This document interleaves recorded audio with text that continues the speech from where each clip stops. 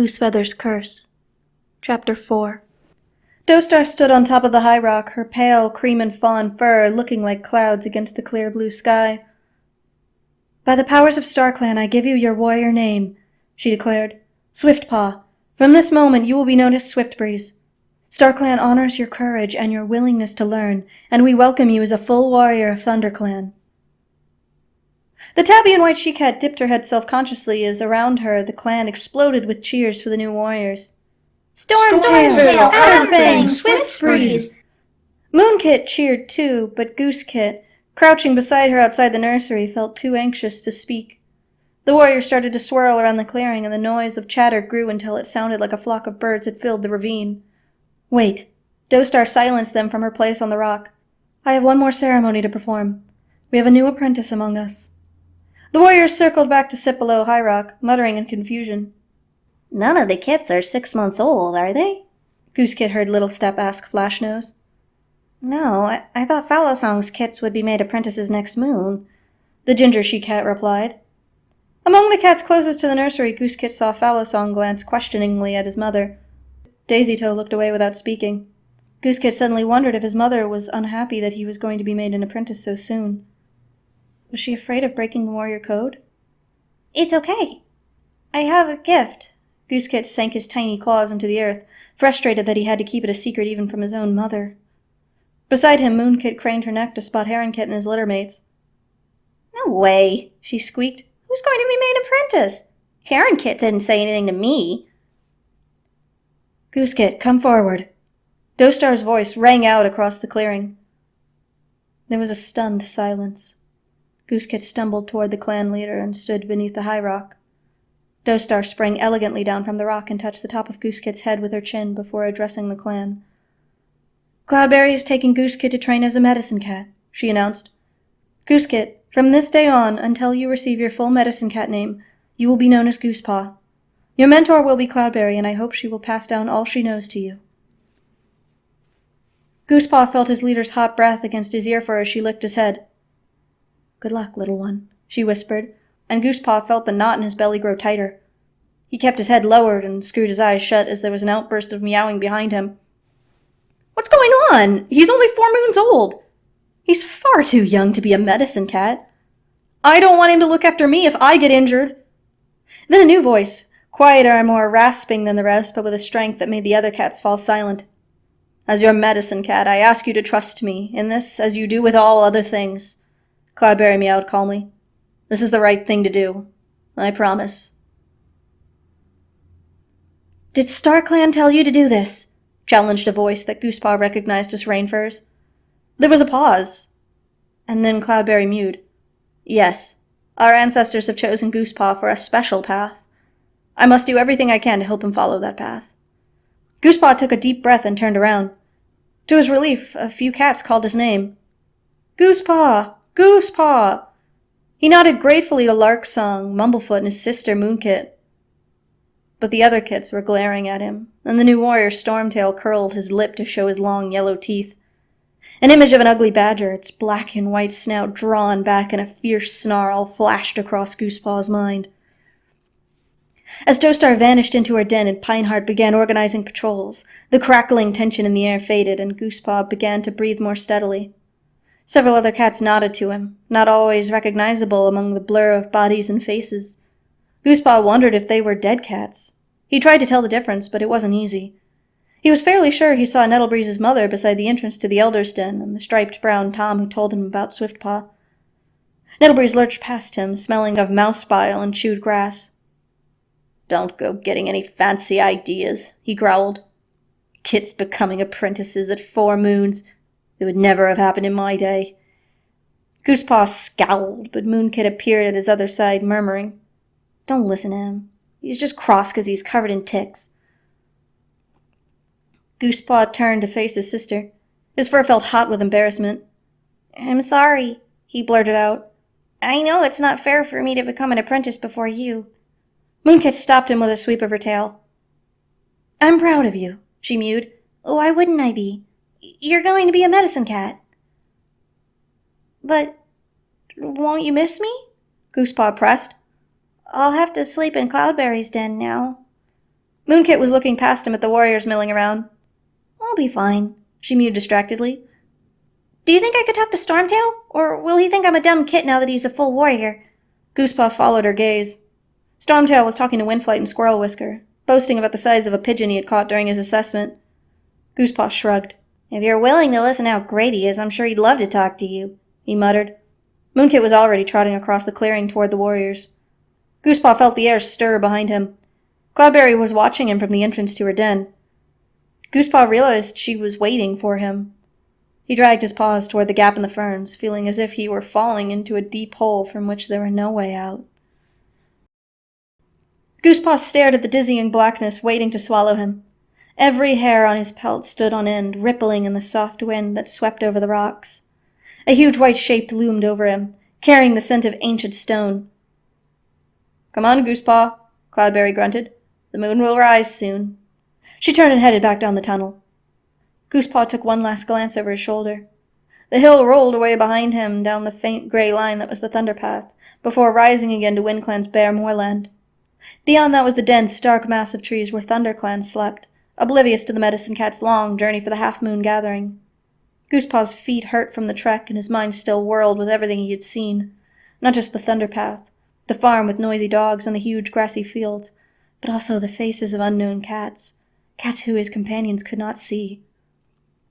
A scrawny gray Tom who had died at his paws on the border of WindClan, and the hedge beside the Thunder Path had echoed to the wails of a lost kit calling for her mother. Goosepaw had tried to speak to them both, but they had looked straight through him as if they could not see him. Did that mean these things had not happened yet? He wondered. Was he seeing visions of things that would happen in the future? He shivered and ran to catch up to Cloudberry. Here at Mothermouth there were 3 cats watching Goosepaw, their pelts so faint he could see the rocks behind them. They nodded encouragingly as he braced himself to enter the tunnel. Goosepaw decided they must be StarClan cats whose lives were already behind them. Far below, in the darkness, he could hear the Medicine Cat settling on the hard stone floor. Red Thistle and Sagepaw from ShadowClan, Chiveclaw and Hawkpaw from WindClan, and Echo Snout from RiverClan. Goosepaw took a deep breath as if he were about to plunge into an icy river and stepped into the tunnel.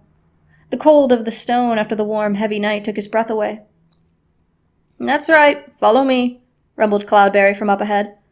Goosepaw tucked in close to her furry haunches, inhaling her familiar herby scent as they padded down and down. After what seemed like forever, Goosepaw began to see his mentor's shape outlined against the fuzzy paleness.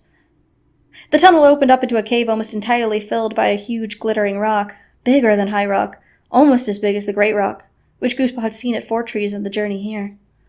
"I still think he's too young to be here," muttered Echo Snout, lowering herself onto the stone floor at the far side of the cave. 4 moons old. He should be suckling at his mother's belly." Goosefeather knew she had been Cloudberry's mentor in RiverClan, and the old Medicine Cat seemed to think that she could still boss the ThunderClan Medicine Cat around. "If Cloudberry believes that he needs to begin his training now, then who are we to argue?" meowed a deep voice. That was Chiveclaw from WindClan. He had been kind to Goosepaw on the journey, helping him squeeze under a prickly hedge and reassuring him that the hollering dogs wouldn't get close. "Why did I have to wait until I was 6 moons old until you made me your apprentice?" whispered Hawkpaw. "Didn't StarClan send you a sign about me?" Chiveclaw sighed in the darkness. "You became my apprentice when it was right for you," he replied. "Now be quiet and close your eyes. Make sure you're touching the moonstone with your muzzle, remember?" Cloudberry nudged Goosepaw, and he shuffled forward on his belly until his nose scraped the sharp rock. He closed his eyes and then opened them again. "Cloudberry?" he whispered. "What is it?" "We're going to see StarClan now, right?" "Yes. You have to be very still and quiet for them to come to you." "But I see them all the time, don't I? In the camp, on the way here. I bet if I looked around I could see some of them now." Cloudberry let out a sigh. "You haven't seen the most important StarClan cats yet. You need to be at the Moonstone for that." Goosepaw wriggled around to look at his mentor. "How do you know? I can't tell you the names of all the cats I've seen. What if I don't need to do this at all? I could be a medicine cat already." "You have been my apprentice for precisely 1/4 moon. Do you know any herbs? How to treat sickness? What to do if a queen is struggling to kit? No. You're most definitely not a medicine cat," Cloudberry mewed. She prodded his cheek with her front paw. Put your nose against the moonstone and go to sleep. Will you two be quiet? Hissed Echo Snout. Sorry, whispered Cloudberry. She leaned forward and pressed her broad, flattened muzzle against the stone. Goosepaw lay with his nose getting colder and colder as the cats beside him drifted off to sleep. He listened to their breathing slow down and felt the air grow still. He sighed. The stone was far too uncomfortable to go to sleep on, and his paws tingled from walking so far. He opened his eyes a slit. Above him, the crystal glowed from the light of the half-moon pouring down through the tiny gap in the roof. Goosepaw could see the shapes of the sleeping cats clearly on the other side of them. Red Thistle's apprentice, Sagepaw, stirred in her sleep, her white fur glowing like the rock. Goosefur sighed. This was totally boring. He was getting cold, and he wasn't sleepy at all. He wondered how much trouble he would get in if he went back up the tunnel. Goosepaw! Goosepaw! Goosepaw stiffened. Someone was whispering. Had one of the apprentices woken up? Goosepaw! A pair of eyes gleamed like green stars in the shadows beside the moonstone. 2 more orbs appeared, blinking, then more and more, until Goosepaw was surrounded by cats staring at him.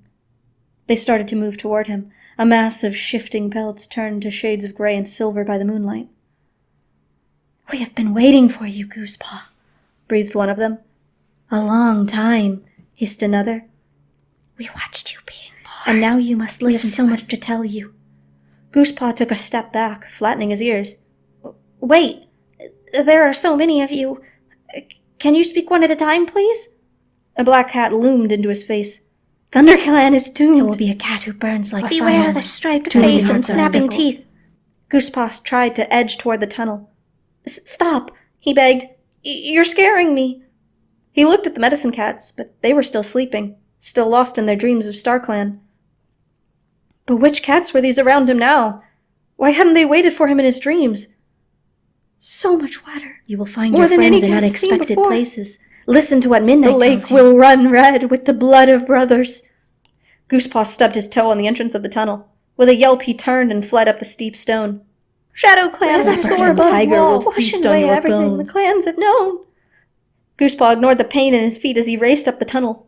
He could feel soft air on his whiskers, and a few moments later he burst into the open, flanks heaving and gasping for breath. He stumbled to a halt beside a pile of rocks and let the silence of the night wash over him. The StarClan cats had stayed in the tunnel.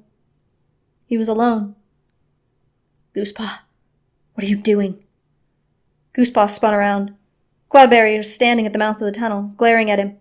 You can't leave the moonstone before the ceremony is over. I still have to name you as my apprentice before StarClan. Come on. The others are waiting. StarClan knows who I am already, Goosepaw panted. They came to me. All of them with so many prophecies. I couldn't listen to them all. I was so frightened. They told me terrible things are going to happen. He broke off in a wail. Cloudberry walked over and pressed her shoulder against him. It's all right, young one. Calm down. We'll have to figure out a way for you to control these visions. Goosepaw stared wildly at the she-cat. They're not visions. These cats are all actually here, all around us. Then you'll have to find a way to ignore them, Cloudberry mewed. There's more to being a medicine cat than talking with StarClan. There are herbs and ways of healing to learn and omens to find. The other cats must see you preparing to be a medicine cat in the ways that they expect. Remember, no one must know about your gift. She said the last word reluctantly. This isn't a gift, Goosepaw thought. I don't want to have all these cats around me. I don't want to be a medicine cat. I just want to be a warrior. He lifted his head and gazed at the star-flecked sky. Find some other cat to talk to, StarClan!